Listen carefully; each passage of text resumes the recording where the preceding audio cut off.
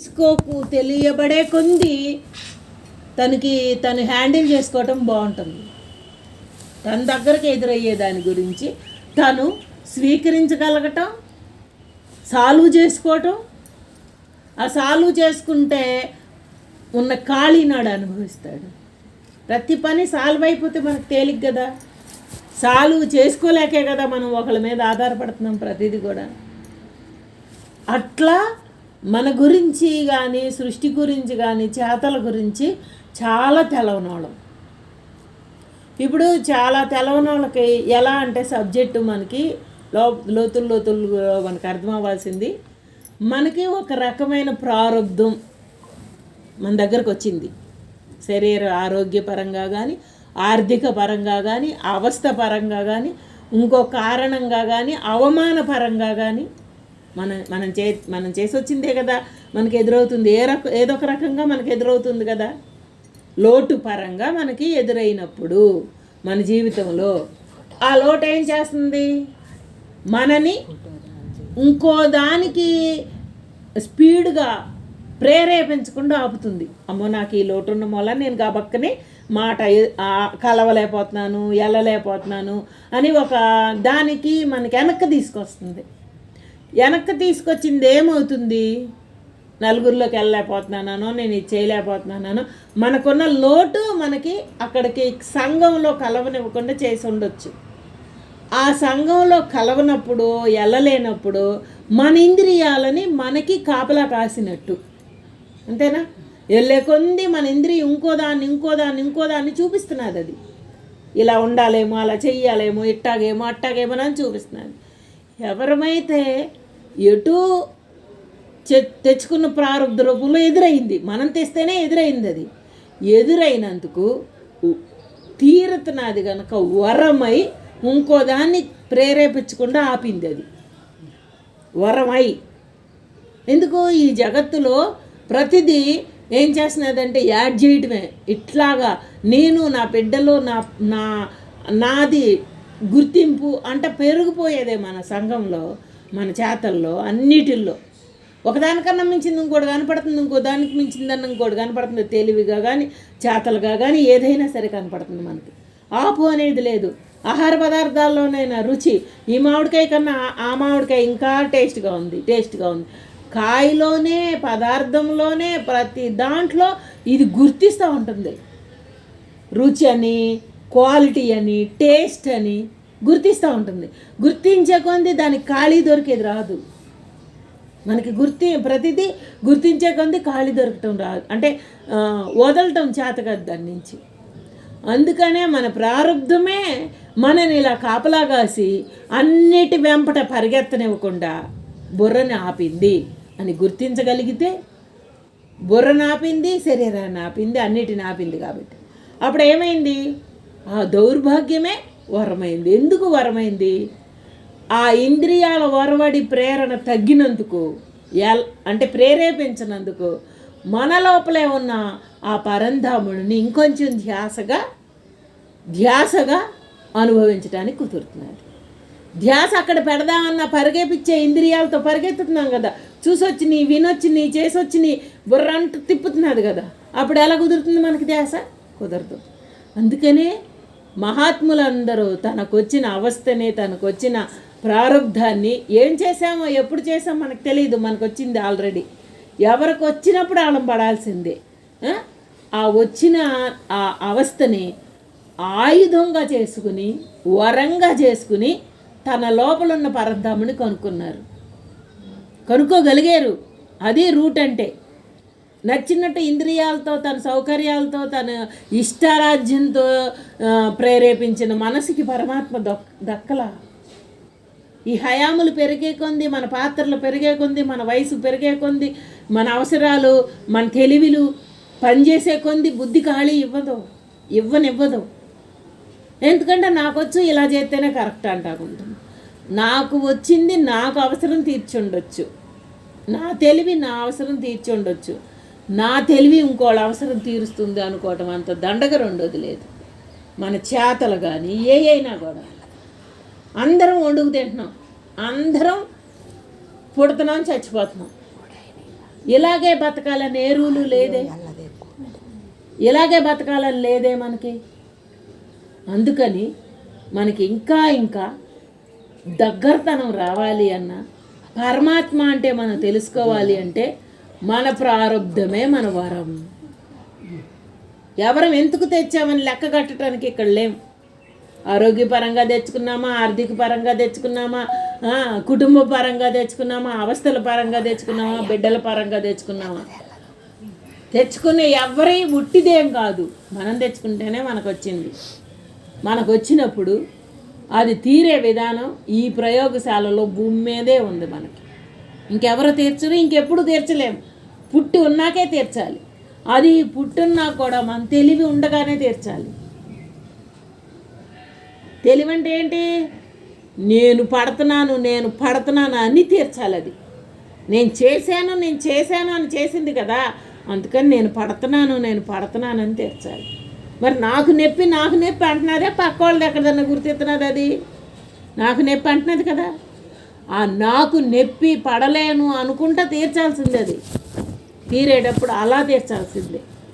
అందుకనే బ్రహ్మము అంటే ఖాళీ అయి పవరగల్లోడే కానీ చేతల దగ్గరకు వచ్చి ఏం పర్వాలేదు, నేనేమి నా నొప్పి నీ లెక్క చేయలేదు అంటానికి సరిపోము. పైకి చెబుతాం ఆ మాట, లెక్క చేయలేదనే మాట. నాకు నొప్పి అనేవాడు లోపల లేడా? నా నొప్పి మూలం నేను చేయలేకపోతున్నాను, నాకు ఇది అడ్డం వచ్చింది అనేవాడు లేడా మన దగ్గర? అనకుండా అంత యోగ్య ఆడేమన్నా కాదు కదా. అందుకే జయం మస్తమానం అంటుంది, అవస్థం దగ్గరకు వచ్చేసరికి నాకు తేలిగ్గా ఉంది అనేవాడు నిజం కాదు. ఒకళ్ళు చెప్తున్నారని కదా, పదం ఊరికే దాని మాట వచ్చిందని అనుకుంటున్నాం. ఎవరమైనా లోనైనా బయటైనా పడేటప్పుడు మనం అదేనని గుర్తిస్తే చేసిన వాడికి ఏమవుతుందో తెలుసా? ఎంత చేస్తే ఎంత వచ్చిందని గుర్తించగలుగుతాడు. నేను లెక్క చేయట్లేదు, నాకు ఏదొచ్చినా పర్వాలేదు, నాకేం అనిపించలేదు, అదంతా తనను తానే మోసం చేసుకుంటున్నాడు. అనిపించలేదు అన్నది కూడా ఒక్క ఆత్మ పవర్ దగ్గర అంటనోడిగా ఆడి దగ్గర ఉంటుందేమో కానీ వీడి దగ్గర ఉండదు, ఏ కోణంలో ఉండదు. తీసుకోవడం తేలిగ్గా తీసుకున్నావు తప్పులేదు, కానీ అది తేలిగ్గా తీసుకున్నాననే అహం వచ్చి కూర్చుంది అక్కడ. నేను దాన్ని లోనవ్వలేదు, నాకేమనిపించలేదు, ఎలాంటి బాధలు వచ్చినా నేను దాటాను అంటాందే. అది ఆ దాటేది వాసనే. అలా దాటిన వాడికి ఆత్మ పవరు ఎరగలేడు. నాకు పర్వాలేదు, నేను దీన్ని స్వీకరించలేదు, నాకేం పర్వాలేదు అని తేలికగానే తీసుకున్నాను అంటున్నాడే. తేలిగ్గా తీసుకున్న ఈడే అవుతున్నాడు, బరువుగా తీసుకున్న ఈడే అవుతున్నాడు. ఆత్మకేం సంబంధం లేదు కదా. అయ్యే ఈడుని ఐడెంటిటీ చేసి గుర్తుపెట్టుకుంటున్నది. అది తేలిగ్గా తీసుకున్నా నేనే అంటున్నది, బరువుగా తీసుకున్నా నేనే అంటున్నది. అందుకే మనకేం చెప్పారు? తేలిగ్గా తీసుకున్న ఈడిని, బరువుగా తీసుకున్న ఈడిని ఏమందంటే ఆడిది ఆడే చేసుకున్నాడు, నాకేం సంబంధం లేదన్నారా చైతన్యం దగ్గరికి వెళ్ళి. అంతేగాని ఈడి దగ్గర కూర్చుని నాకేం సంబంధం లేదంటానికి సంఘంలో పుట్టాం, కుటుంబంలో పుట్టాం, చేతలతో బతుకుతున్నాం, అన్ని చేతలతో బతుకుతున్నాం. ఇది నాకు కావాలి అనే చేతలతో బతుకుతున్నాం. బతికే ఈ చేతల దగ్గర నాకు ఇది లేదు అది లేదని చేత ఎవడు నమ్మాలి? ఎవడని నమ్మించాలి? మనసే అడుగుతున్నది ఇక్కడ. ఇప్పుడు అక్కడికి వెళ్తే నాకు ఈ వస్తువు ఇది వేసుకోవాలి అని ఇది అడిగి నాకు ఇక్కడ అక్కర్లేదు అనే మాట మాట్లాడటానికి సరిపోతానా? అందుకనే చైతన్యాన్ని చైతన్యంగా స్వీకరించటం రాక ఆ పవరుని ఈడు ద్వారా వెల్లడి చెయ్యాలనుకున్నాడు కనుక అహంతో కలిపిన వెల్లడొచ్చింది. అందుకనే అమ్మ మనకి ప్రతి క్షణం ఆ అహం నీకు తెలియకుండానే దూరిపోతున్నది. నీ చేతల్లో మోసపోమాకు, నీ గ్రహింపులో మోసపోమాకు అని చెప్పారు. చేతల దగ్గర ప్యూర్ రావటానికి లేదు. ఈ చచ్చే శరీరంతో వచ్చి ఇన్ని రుణాలు తెచ్చుకుని ఇన్నిటిని అనుభవిస్తా, నేను అది కాదు అనొద్దు, నేను ఇదే అనుకుందాం అని ఇదే అనుకుందాం అని ఏం బయట అందరి దగ్గర ఏం మాట్లాడేయక్కర్లేదు కదా. కాకపోతే కారణ జన్ములు ఇప్పుడు ఎందుకు కారణాకార్యాలు ఎందుకున్నాయి? కృష్ణ భగవానుడు ఏం చెప్పాడు అక్కడ అర్జునుడికి కృష్ణుడి దగ్గర? నువ్వేమో కారణం ఉండి పుట్టావు, ఇక్కడ కారణం ఉండి పుట్టావు, నేను కారణం తీసుకుని పుట్టాను అన్నాడు కదా. మరి కారణం తీసుకుని పుట్టినోడికి ఇవన్నీ ఏం కారణాలుగా కనపడవుగా, ఉండవు కదా. కారణం ఉండి పుట్టినోడికి ఇప్పుడు నా శరీరం ఉంది, నాకు ఇన్ని రుణాలు ఉన్నాయి, నాకు ఇది కావాలనుకున్నాను, ఇన్నిటికీ ఎదురు చూశాను, వాంఛపడ్డాను, అవసరం తీసుకుంటున్నాను. వాంఛ ఎక్కడుందో అవసరం తీసుకుంటున్నాను. ఈ కారణంగా ఉన్నోడిని తీసుకెళ్ళి నాకు ఏమి నేను వీటిని అడగలేదు, నేను ఇది చేయలేదు, నాకు వీడితో ఏం సంబంధం లేదని మాట్లాడితే ఎలా ఉంటుంది? మాట్లాడటానికి పుట్టామా మనం? చేసుకుంటా అవజేసుకోవడానికి పుట్టాం. ఏం కోరుకున్నామో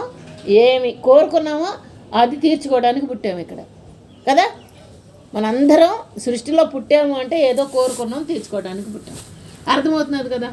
కోరుకున్నవాడు తీర్చుకునేటప్పుడు అంటనవాడు ఎట్లా అవుతాడు? అంటుకునేవాడే అవుతాడు. అందుకని జీవుడుగానే చేతలన్నిటిలోనూ లోనైనట్టు మనకి కనపడుతున్నది కనుక లోనైన వీడిని మోసపుచ్చుకోవద్దు. ఎలాగా? ఏమని? వాళ్ళలాగా వీళ్ళలాగా అని కాదు. ఎవరి యొక్క రుణాలు వాళ్ళయి, ఎవరి చేతలు వాళ్ళయి. అంటని వాడి దగ్గరికి వచ్చేసరికి చేతల్ని లిస్టే లేదు. ఇంత ఇంచి కూడా అక్కడ పొసకదు. మాట్లాడుకునేది, చేసేది, చూసేది, అనుభవించేదంతా ఈడు దగ్గర. చాటభారతాలు ఎన్ని జన్మలు చదువుకున్న తీరవి మన చేతల్లో. ఎందుకంటే ఒకటి అయిపోగానే ఇంకోటి వచ్చి కూర్చుంటున్నది కాబట్టి, బుర్రలోకి ఏదో ఒకటి తొలుస్తున్నది కాబట్టి. అంటని వాడి దగ్గర ఉన్న ఆ పవర్ని ఈ రూపంలోకి మలుచుకోమన్నారు. కానీ ఈయన తీసుకెళ్ళి ఆడికి అప్పచెప్పమల్లా. ఎలా మలుచుకోమన్నారు? అందుకే పొద్దున ఒక్కొక్క మాటలో ఆంతర్యం కనుక్కుంటే కానీ మనకు అర్థం కాదు. మీకు అన్నీ తెలుసు, అన్నీ మాట్లాడుతున్నారు అని మీకు అర్థమైంది కాబట్టి మీరు అన్నారు ఆ మాట. ఎవరు పడితే వాళ్ళకి ఎదురైన వాళ్ళకి నాకు తెలుసు అంటే ఏమంటారు? ఏంటి తెలుసు నీకు అంటారు. ఎందుకనాలి అసలు? మనం తెలుసు అనే మాట ఎందుకు రావాలి?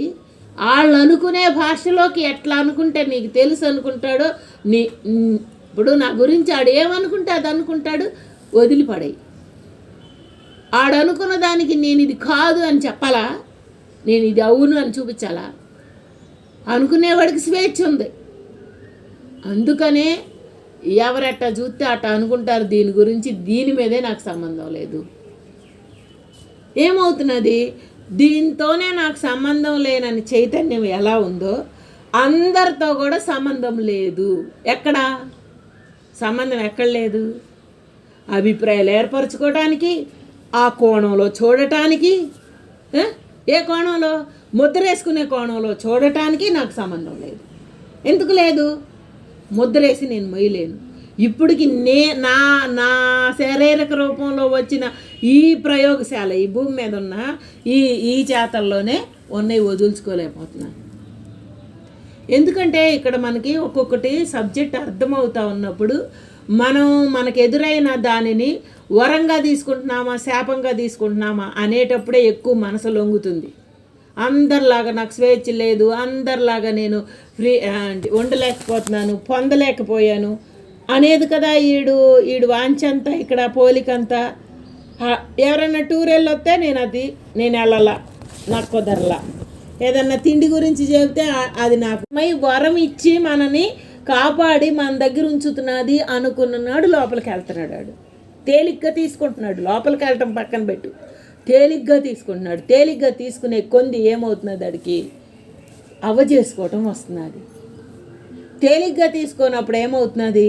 వాళ్ళలాగా నాకే వచ్చి పడింది, వాళ్ళలాగా నాకు కుదరలేదు అనగానే ఇంకోటి యాడ్ అయిపోతున్నది. ఎందుకంటే వాళ్ళలాగా అనగానే అది కూడా నాకు కావాలని యాడ్ చేసుకున్నా, అలాంటిది నేను కూడా అనుభవించాలి అని యాడ్ చేసుకున్నా.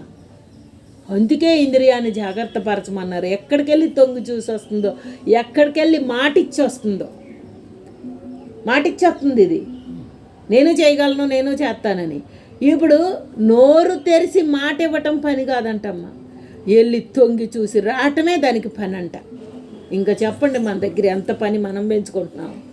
చూసింది విన్నది ఏదైతే అది నాకు కూడా అది లోన అంతా దానికోసం పుట్టాలంట. మరి ఇప్పుడు పుట్టే తెచ్చుకున్నయే తీర్చలేక పడే అవస్థలతోటే వీడికి కాలం సరిపోట్లా. ఇంకా చూసిందల్లా విన్నదల్లా నేను కూడా ఇట్లా చేసుంటే బాగుండేదేమో, నాకు కూడా ఇలాంటిది అయితే బాగుంటుందేమో అని ఒక్కసారి దానికి తొంగి చూసినా దానికోసం నువ్వు పుట్టాలంట. ఎంత మూలంగా పెట్టాడో చెప్పు. దీనికి కఠినాతి కఠినంగా ఆ ప్రాసెస్ అంత కఠిన శిక్ష వేసాడు. ఏంటి, వస్తువు పట్టుకొస్తే దొంగతనం కాదు, దొంగతనం చెయ్యాలనిపించటమే దొంగతనం అన్నారే. అక్కడి నుంచి పట్టుకురావటం కాదు, పట్టుకొచ్చి మనం వినియోగించుకోవటం కాదు, అది నాది కాంది నాకు కావాలనిపించటమే దొంగతనం అన్నారే. ఆ దొంగతనం నుంచి ఎలా బయటపడతాం మనం? అనిపించటానికే దానికి అంత పవర్ ఉంది అన్నప్పుడు, ఇప్పుడు చేసినోడికి కాదు శిక్ష, చేపించినోడికి అన్నారే. చేతలతో చేసినోడికి కాదు, చెయ్యి అని సలహా ఇచ్చినోడికి కానీ, చెయ్యి అని చేపించినోడికే శిక్ష అన్నారే. మరి ఈ ఇంద్రియాలను ఎంత జాగ్రత్త పరుచుకోకపోతే అక్కర్లేని జోలికి వెళ్ళకుండా జాగ్రత్త పడతాం, అవసరం లేని జోలికి వెళ్ళకుండా జాగ్రత్త పడతాం. అది ఒక తిండి కాడే కాదు, ఒక వస్తువు కాడే కాదు, ఎక్కడైనా సరే ఎట్టాడిది నాకు కూడా అనకుండా ఉంటుందా? ఎంతగా లొంగిపోయి ఉంది ఈ ఇంద్రియాలు, ఎట్టా లొంగిపోయి ఉన్నాయి, మనం కనపడుతున్నాయి కదా మనకి. పుట్టిన కానించి మామిడికాయలు వచ్చినాయి తింటానే ఉన్నాం, దీని రుచి దానికి రాలేదన్నారు.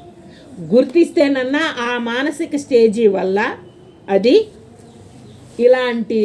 ఇలాంటి దానిని తెచ్చి పెట్టుకుంటున్నది. ఎలాంటి దాన్ని అడంటాడే, కొరిమిత తల గోక్కున్నట్టుంది అని. అక్కడికి వెళ్ళి ఏం చేసి వచ్చామంటే కొరింతో తల గోక్కున్నట్టుంది అంటే బూడిది అవటం. మన ఇంద్రియాల వల్ల మన లోపలున్న పవర్ని వృధా చేసుకుని అలా ఇంద్రియాలకు లొంగి మనం తెచ్చిపెట్టుకుంటున్నాం. ఇప్పుడు తెచ్చిపెట్టుకుంటున్నాము అని అర్థమైనప్పుడు తెచ్చిపెట్టుకోకుండా ఎట్టా ఉండాలి చెప్పాలి? చెప్పు సులోచన.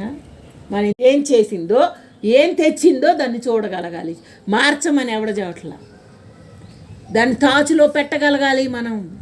ఏమని, నువ్వెవరివి, నువ్వు అడిగేదేంటి, నువ్వు చూసేదేంటి, నువ్వు అసలు ఎవరివి, నీకేం కావాలి, నువ్వు చేసేదేంటి, నువ్వు చూసేదేంటి, నువ్వు ప్రయాణించేదేంటి అని తాసులో నుంచో పెట్టినాడు.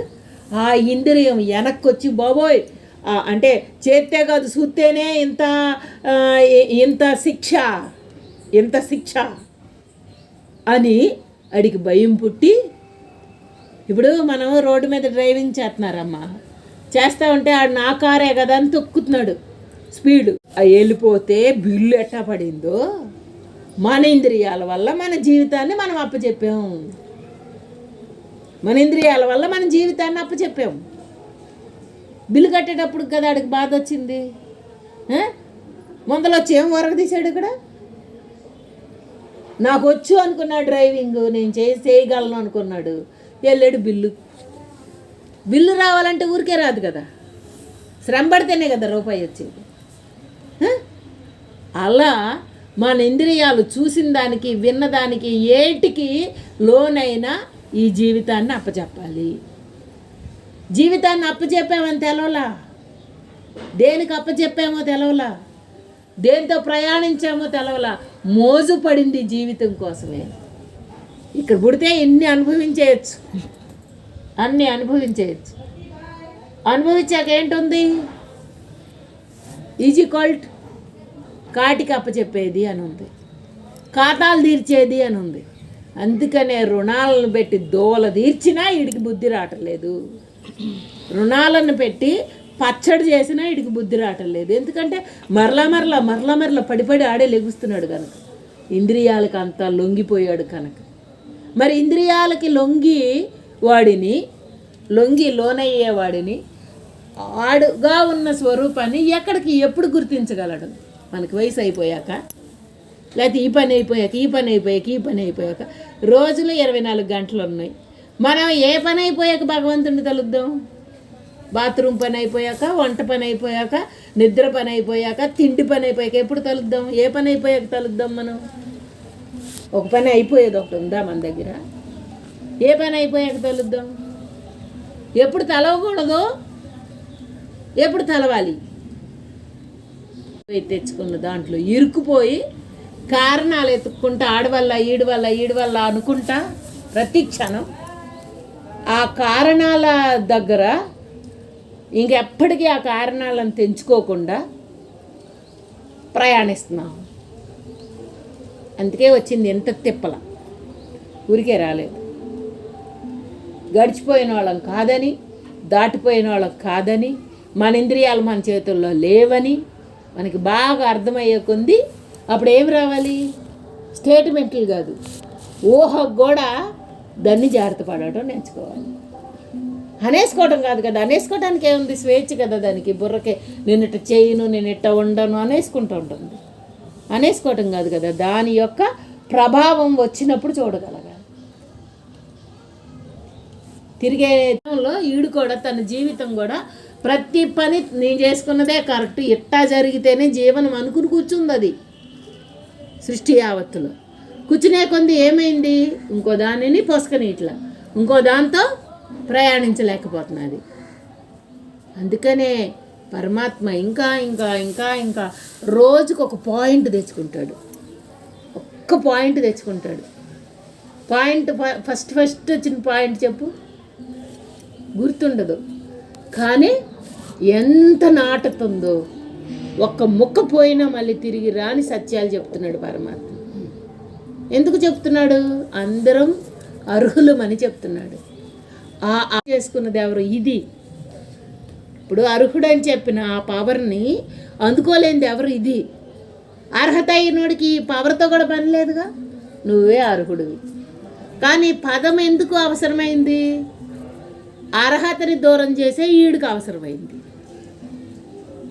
అర్హతగా ఉన్నవాడికి పవర్తో పని లేదు, దూరం చేసేవాడికి. అందుకనే ఇది మొదలు లేనిది, చివరా లేనిది, ఎవరికైనా సొంతమైంది. మళ్ళీ ఈడుగా ఉంటే ఎక్కంది, విన్నాం, ఎక్కేసినాయి అన్నీ అర్థమైపోతాయా? ఆడి కెపాసిటీ నాలెడ్జిని బట్టి ఆడు స్వీకరించి ఆడికి ఆ భయం పుట్టి జాగ్రత్త పడినాడు అర్థమవుతుంది. పరుగు పరుగు పరుగు పరుగు పరిగెత్తేవాడికి ఏం అర్థమవుతుంది? అందుకనే అమ్మ ఏమన్నారు? ఏముందిలే, ఇష్టపడి వచ్చినోడికి ఎంత అందాలో అంత అందినా చాలే, ఎంతే అనే రూలు లేదు కదా. ఎంతో కొంతలే, ఒక్క ముక్క ఎక్కినా చాలే. దేనికో దానికి అమ్మాయి అని తృప్తి పడినోడు ఒకడు ఉంటాడే, ఇష్టపడ్డాడు ఒకడు ఉంటాడే, ఆడితోనన్నా సరిపెట్టుకుంటాడు. లేకపోతే ఏ ఇష్టం లేకపోతే మనం దీన్ని గెంటుతామా? గెంటం కదా. రోజు మొత్తంలో మనకి ఏదో ఒక ఇష్టం పని చేయించుకుంటున్నది మన చేత. ఇష్టం ఒకటి, రుణం ఒకటి. ఇప్పుడు నా ఇష్టం నీకు అడ్డం, నీ ఇష్టం నాకు అడ్డం. అలాగని నాకు అడ్డమని మారుతుందా? మాంతామా? నీ రుణాన్ని బట్టి నువ్వు చేస్తున్నావు, నా రుణాన్ని బట్టి నేను చేస్తున్నా. నాది నీకు నచ్చినా నచ్చకపోయినా, ఎవరిదైనా నచ్చినా నచ్చకపోయినా గెంటుకుంటా వెళ్ళిపోతున్నాం. సృష్టి యావత్తులో ఏ బంధంలోనైనా ఏ పరిస్థితుల్లోనైనా అందరూ నెట్టుకుంటూ వెళ్ళిపోతున్నాం.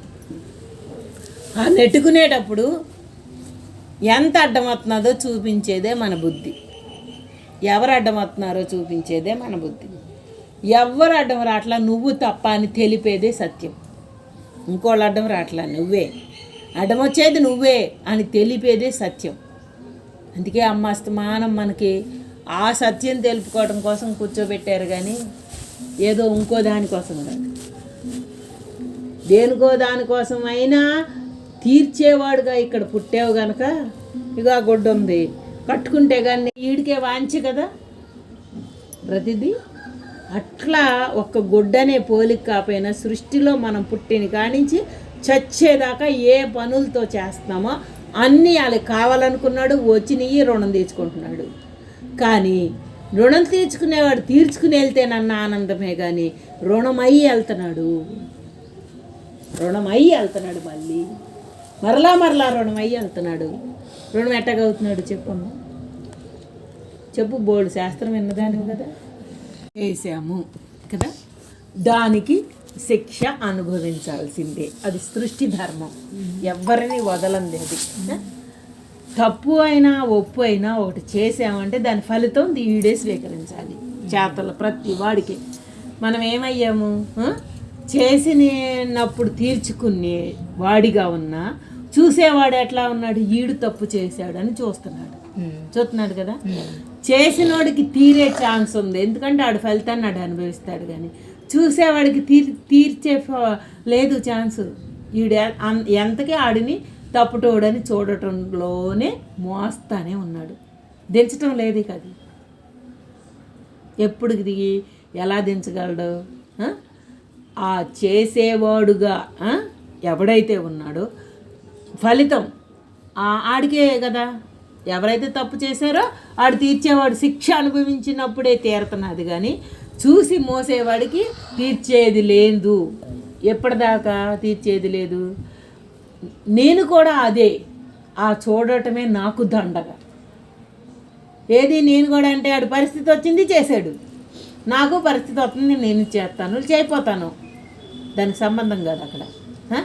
ఆ చూడటమే అంత మోత అని ఈడు గ్రహించి ఈ చేతల వరవడిలో ఆడి నుంచి ఈడికి ఈడి నుంచి ఆడికి పాస్ చేసుకున్న ఆలోచనలన్నీ జుట్టి పక్కన పెడితే తప్ప ఈడికి తీరదు.